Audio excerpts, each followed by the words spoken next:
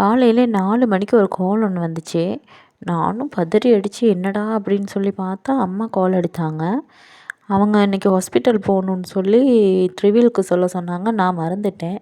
சரின்னு ட்ரிவியலுக்கெல்லாம் சொல்லிவிட்டு அதுக்கப்புறம் கவுப்பி இருந்துச்சு, கவுப்பியை வச்சுட்டு வீட்டில் இருந்த வேலையெல்லாம் முடிச்சுட்டு அதுக்கப்புறமா ஒரு 9 மணிக்கெல்லாம் அம்மாவுக்கு கால் பண்ணேன். அவங்க சொன்னாங்க, இன்றைக்கி கண்ணுக்கு மருந்து போடுறோம்மா, நீங்களும் வாங்க, யாரும் இல்லாட்டி போட மாட்டாங்கன்னு சொல்லி சரின்னு சொல்லி நானும் ரெடியாகி போயிட்டேன். போயிட்டு சிக்கன் வாங்கிட்டு வந்து சமைச்சேன். சமைச்சிக்கிட்டு இருக்கும்போது எனக்கு நடந்த சோதனையை கொஞ்சம் பாருங்கள். ஆளாளுக்கு அவனுங்க பாட்டுக்கு வந்து சாப்பாடு கேட்குறானுங்க. இவன் ஒரு பக்கம், அங்கிட்டு பார்த்தா அந்த காக்கா ஒரு பக்கம்.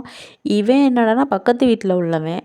இவன் வந்துட்டு ஒரே கத்து பின்னுக்கு நின்றுக்கிட்டு சாப்பாடு கேட்டுக்கிட்டு சரின்ட்டுன்னு எல்லாத்துக்கும் சாப்பாடு வச்சாச்சு. காக்காவுக்கு சாப்பாடு வச்சுட்டு, இந்த பூனைக்கும் சாப்பாடு வச்சுட்டு, இவனுக்கும் கொஞ்சம் சாப்பாடு வச்சுட்டு வெளியில் போயிட்டு பார்த்தா இவனும் பின்னுக்கே வராங்க. எங்கேருந்து வர்றானுங்கன்னே தெரியலை. நானும் ஒன்று வளர்த்து வச்சுருக்கேன் பாருங்கள். எந்த நேரம் கட்டித்தான்